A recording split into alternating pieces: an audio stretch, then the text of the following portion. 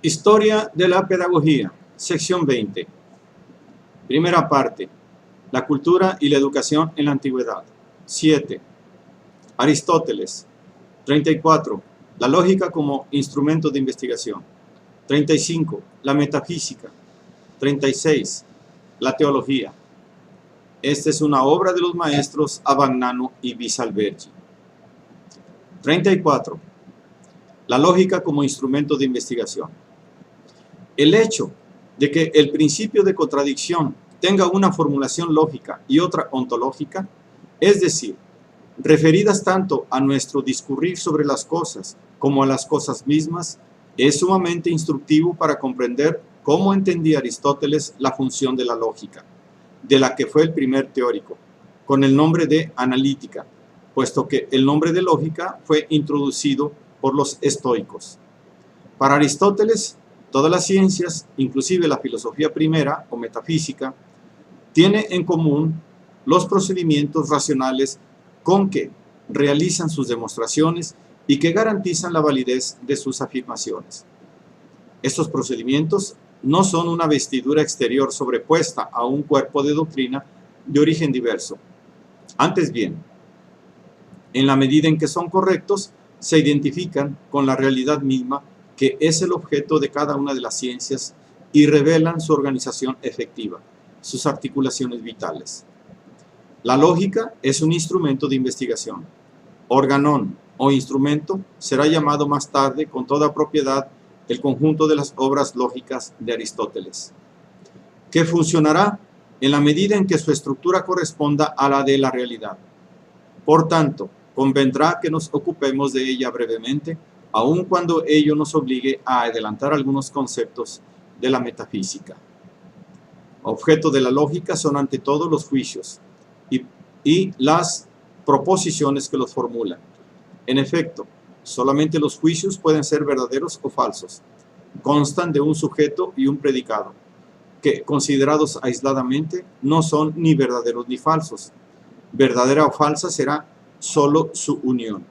Esta unión, o sea, el acto de la predicación, puede verificarse de diversos modos. Por ejemplo, se puede indicar la sustancia de una cosa, lo que es esa cosa. Por ejemplo, Sócrates es un hombre, o bien, este es Sócrates. Pero también se pueden indicar algunas determinaciones contingentes o accidentales del sujeto. Según Aristóteles, estas determinaciones son de 9 tipos fundamentales que enumeraremos con ejemplos. El sujeto sobreentendido sigue siendo Sócrates. Cantidad: mide 6 codos. Cualidad: es pálido. Relación: es más alto que Simia. Lugar: está en el Liceo. Tiempo: ayer estuvo aquí. Posición: está sentado. Hábito: es frugal. Acción: interroga. Pasión: es interrogado. Tenemos así 10 tipos de predicados posibles o categorías. Predicaciones, entre las cuales la sustancia ocupa un lugar aparte, como se verá más adelante. Además, los juicios se pueden dividir en afirmativos y negativos. Sócrates es un hombre. Sócrates no tiene alas. Así como también en universales, particulares e individuales. Todos los mamíferos son vivíparos. Algunos mamíferos son cuadrúpedos. Este perro es ciego. Tales distinciones nos permiten reconocer aquellos casos en que de 2 juicios verdaderos se puede deducir con absoluta certeza, teniendo como única base la verdad de estos y sin recurrir ulteriormente a la experiencia o a la intuición, otro juicio verdadero, diverso de cada uno de los 2 primeros.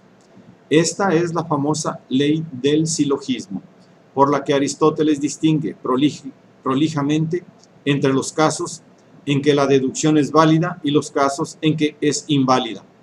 Su objeto era doble: facilitar la especulación científica y además, sobre todas las cosas, forjar una eficaz arma defensiva contra las falsas acrobacias lógicas de la erística, degeneración de la sofística. He aquí 2 casos de silogismo, uno válido, otro inválido. Todos los hombres son mortales, todos los sabios son hombres. Sócrates es hombre, luego Sócrates es mortal y luego Sócrates es sabio. Veamos la regla por demás sencilla que Aristóteles nos da para ponernos en condiciones de reconocer a primera vista la invalidez del segundo silogismo. Solo se pueden sacar legítimamente conclusiones afirmativas y no particulares cuando el término común a las dos premisas, término medio, está distribuido, es decir, aparece una vez como sujeto y una vez como predicado. Las ciencias están constituidas por cadenas de silogismos fundados sobre premisas necesarias. Aquí surge el problema de cómo se establecen las primeras premisas de la cadena, pues evidentemente no es posible retroceder al infinito. La respuesta de Sócrates es doble. 1. Las primeras premisas son primeros principios, evidentes de por sí, intuidos directamente por el intelecto y tales que no necesitan ser demostrados. 2. Las primeras premisas surgen de la observación de todos los casos particulares, mediante un proceso que va de lo particular a lo universal, en vez de lo universal a lo particular, como en la deducción, y que se llama inducción.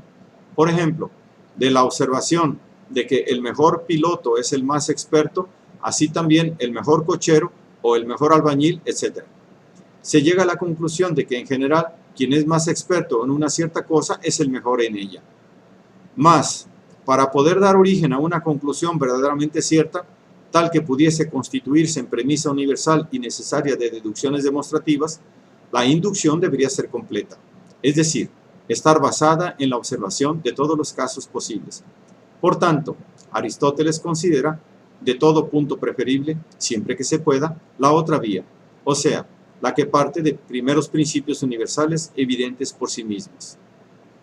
Es probable que en esta preferencia influyese Platón, pero sobre todo el hecho de que también para este el modelo más perfecto de ciencia era la matemática, en la que, a partir de pocos primeros principios de carácter muy general, establecidos a priori sobre la base de su evidencia intelectual, más bien que fundados sobre la observación empírica, se deducen los resultados incluso más particulares. Y en efecto, el ideal de sistema científico que Aristóteles delineó en forma coherente y precisó, encontró más tarde una realización casi perfectamente fiel en los elementos de Euclides, donde se hallan organizados con rigor absoluto los resultados de la matemática antigua. Pero, como veremos, en las otras ciencias, el apriorismo de Aristóteles se revelará a la larga no solo infecundo, sino incluso dañoso, lo que por otra parte no nos autoriza a menospreciar la ingente labor de investigación y sistematización realizada por el filósofo en los más diversos campos del saber. 35. La metafísica. El estudio del ser en cuanto ser, es decir, la filosofía primera o metafísica, no es pues solo el estudio de lo óptimo o lo perfecto, como para Platón, sino el estudio de cualquier cosa en cuanto es, o sea, de la sustancia de cualquier cosa. La sustancia de una cosa es pues lo que esa cosa es necesariamente, y que no podría no ser sin dejar de ser también esa cosa. El juicio Sócrates es un hombre no puede negarse sin que Sócrates deje de ser Sócrates, puesto que no puede ser al mismo tiempo Sócrates y no hombre. Pero la sustancia de Sócrates no está solamente en su ser hombre, sino en el ser este hombre, determinado por una suma de otros elementos. Es decir, la sustancia propiamente dicha, o sustancia primera, se identifica con un determinado ser real. En nuestro ejemplo, la especie hombre es sustancia segunda, y lo mismo sería, si bien de un modo más atenuado, el género mamífero. Por el contrario, en las sustancias primeras, ninguna es más sustancia que otra. Dios es sin duda el más excelso de los seres, pero es sustancia precisamente en el mismo sentido que todos los demás seres. O sea, que los seres, antes de tener un valor cualquiera que los distinga entre sí y los subordine los unos a los otros, tienen un valor fundamental idéntico y común, el valor de sustancias. Ahora bien, la sustancia es el objeto propio de la ciencia. Lo que la ciencia busca en las cosas es precisamente la sustancia que permita responder a la pregunta, ¿qué cosa? Por consiguiente, todas las ciencias, en cuanto están dirigidas a la búsqueda y la definición de la sustancia, tienen igual valor y dignidad. En efecto, el objeto que persiguen no es más alto para algunas ni más bajo para otras, sino que es siempre el mismo, la sustancia. Por tanto, Aristóteles ha justificado el valor de la investigación científica en el sentido más amplio del término, evitando que quede fuera de ella la indagación orientada hacia el mundo natural. Pero con ello ha justificado también su actitud de investigador infatigable, curioso de todos los aspectos de la realidad y dispuesto a ocuparse de las más insignificantes manifestaciones del ser. La metafísica aristotélica eliminó definitivamente el prejuicio, aún predominante en el platonismo, contra la investigación empírica de la naturaleza. A la sustancia deben referirse todos los significados de la palabra ser. Según Aristóteles, cualquiera que sea el sentido en que se utiliza esta palabra, si es legítimo, nos encontraremos ante un aspecto o una manifestación de la sustancia. Las cosas compuestas tienen una forma que imprime un carácter particular al conjunto de los elementos que las componen y que es diverso del de cada uno de los elementos componentes. Estos mismos elementos, por otra parte, constituyen la materia de la cosa compuesta. Por ejemplo, en una esfera de bronce, la esfericidad es la forma, el bronce la materia. El artista que construye la esfera de bronce en realidad no crea ni el bronce ni la esfericidad, que son entramados preexistentes a la obra y que, según Aristóteles, no nacen, no mueren y son eternos. En cambio, la esfera de bronce nace y muere, o sea, esta determinada esfera que el artista construye y que puede destruir de igual modo. Esa esfera es pues un compuesto o sinolon de materia y forma y está sujeta al devenir y por lo mismo al nacer y al morir. El sinolon es la sustancia primera y la forma, esfericidad, la sustancia segunda. En modo menos apropiado se llama a veces sustancia también a la materia, bronce, para la que Aristóteles emplea el término sustrato. En correspondencia a la distinción entre materia y forma, Aristóteles establece otra entre acto y potencia. Esta distinción tiene por objeto hacer inteligible el movimiento que según los eleáticos era irracional y por tanto irreal.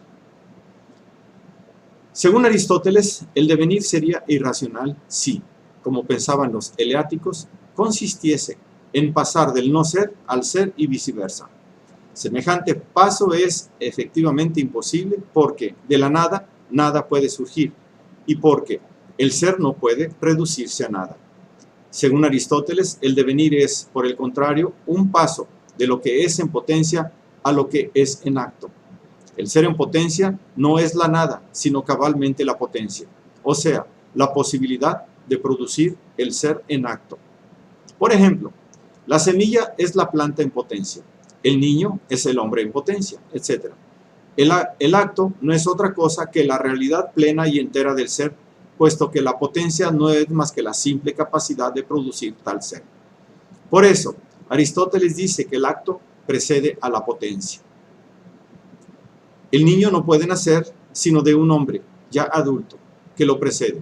La semilla no puede nacer sino de la planta, etc. A la pregunta jocosa que a veces se hace sobre qué fue primero, el huevo o la gallina, Aristóteles respondería la gallina. El paso gradual de la potencia al acto, Aristóteles lo denomina movimiento en general o devenir. El término conclusivo de este acto, por ejemplo, la planta en su forma perfecta, es llamado por Aristóteles acto final o entelequia. Forma y materia, acto y potencia, explican el devenir y constituyen, según Aristóteles, sus dos causas principales. Se pueden distinguir otras dos causas del devenir, la causa eficiente, que es lo que inicia el devenir, y la causa final, que es el fin del devenir mismo. Por ejemplo, en el caso de la esfera de bronce fabricada por un artífice, el artífice mismo es la causa eficiente de la producción, y el fin que el artífice persigue con ello es la causa final. La esfericidad y el bronce son, evidentemente, la forma y la materia. En las obras como esta, debidas al hombre, la causa eficiente se puede distinguir de la materia y la causa final de la forma, puesto que el bronce no puede asumir por sí mismo la forma esférica, sino que necesita de la obra del artífice, causa eficiente, y del fin que éste tiene en la mente. Por el contrario, en el producir, y las mudanzas naturales, la causa eficiente y el fin se identifican con la forma. La planta es, a un tiempo, forma, causa eficiente y fin de la transformación de la semilla. Todos los movimientos que se observan en la naturaleza, entendiendo con la palabra movimiento, toda forma de transformación, mudanza, incluso de lugar y producción, van de una materia a una forma. A menudo lo que es forma, es decir, punto de llegada para un movimiento, se convierte en materia, o sea, punto de partida de un movimiento ulterior. Por tanto, una misma cosa puede considerarse materia desde el punto de vista del movimiento que se inicia y forma desde el punto de vista del movimiento que en ella termina. Esta cadena supone dos términos extremos, de acuerdo con Aristóteles. Por una parte, supone una forma pura, que es el punto definitivo de llegada del devenir universal y que por lo mismo nada tiene más allá de sí. Evidentemente, esta forma pura será acto puro, puesto que no tiene más nada por realizar y en ella todo ha sido ya realizado. Por otra parte, supone una materia pura o, como dice Aristóteles, materia prima, que sea pura potencia, absolutamente desprovista de determinaciones. Esta materia prima no debe confundirse con lo que llamamos comúnmente materia, es decir, el fuego, el agua, el bronce, etc., que no son pura materia porque tienen ya una determinación cualquiera por la cual los distinguimos y damos a cada uno de ellos un determinado nombre. La materia prima es absolutamente indeterminada. Como tal, no se puede conocer y ni siquiera indicar con un nombre. Es más bien un concepto límite que se admite como principio hipotético de todo devenir. En cuanto a la forma pura o el acto puro, es la sustancia más alta del universo, la sustancia inmóvil, objeto de la teología. 36. La teología. Aristóteles divide las sustancias existentes en dos grandes clases. Las sustancias inmóviles que los sentidos no perciben y solo son conocidas por la inteligencia, y las sustancias en movimiento que son sensibles. Las sustancias en movimiento constituyen el mundo físico y por tanto son objeto de la ciencia física, que se tratará en la sección siguiente. Las sustancias inmóviles o inteligibles son las divinas. La existencia de una sustancia inmóvil se demuestra por la necesidad de explicar la continuidad y eternidad del movimiento del cielo. El movimiento eterno, continuo, uniforme, del primer cielo, el más alejado de la tierra, del cual dependen los movimientos igualmente eternos, uniformes y continuos de los otros cielos, debe tener una causa, es decir, presupone que hay algo que lo mueve, un motor. Pero a su vez este motor no puede ser movido, pues de otro modo su movimiento debería tener como causa otro motor. Y si este a su vez se moviese, necesitaría otro motor más y así al infinito. Por consiguiente, el motor del primer cielo debe ser un primer motor inmóvil, y como tal debe ser acto sin potencia, acto puro. Más, como la potencia es materia, el motor es también forma sin materia, es decir, incorpóreo. Pero, ¿cómo puede mover un motor que es de por sí inmóvil? Según Aristóteles, mueve no como causa eficiente, es decir, comunicando un impulso, sino como causa final, o sea, comunicando deseo o amor de su propia perfección. En efecto, el primer motor, en cuanto a acto puro, es perfección absoluta, porque es realidad perfecta a la que no falta nada, y determina el movimiento del primer cielo de igual modo como el objeto amado, aún permaneciendo inmóvil, determina el movimiento del amante hacia sí. A esta sustancia inmóvil, que es también el bien más alto y la máxima perfección, debe pertenecer evidentemente el género de vida más excelso. Ahora bien, la mejor vida es la de la inteligencia, a la que el hombre se eleva solo por breves periodos. Por tanto, la vida de la inteligencia es la propia de la sustancia inmóvil, que la goza continua y eternamente. Sin embargo, la inteligencia divina no puede tener un objeto diverso de ella misma, que sería, por lo demás, un objeto inferior, por ser ella la perfección misma. Por tanto, no puede tener más objeto que sí misma. El pensamiento de Dios es pensamiento del pensamiento, y como tal, es la vida más perfecta y feliz. Dios es, pues, para Aristóteles, el motor del primer cielo. Pero Aristóteles considera que el razonamiento que demuestra la existencia de Dios se puede repetir aplicándolo a todos los otros cielos. En efecto, los movimientos de los otros cielos son tan continuos y eternos como el del primero, y por tanto presuponen otros tantos motores inmóviles, de manera que las sustancias inmóviles serán tantas cuantas sean las esferas celestes. De tal forma, Aristóteles admite 47 o 55 inteligencias motrices correspondientes a las 47 o 55 esferas celestes del sistema geocéntrico que por entonces estaba consolidándose. La oscilación del número se debe a la disparidad de parecer entre los dos grandes astrónomos contemporáneos de Aristóteles, Eudoxo y Calipo, cuyas doctrinas son ligeramente modificadas por el filósofo. En esta doctrina de las sustancias inmóviles e inteligentes, Aristóteles veía una confirmación de la creencia tradicional de que los cuerpos celestes son dioses y que lo divino permea la naturaleza entera.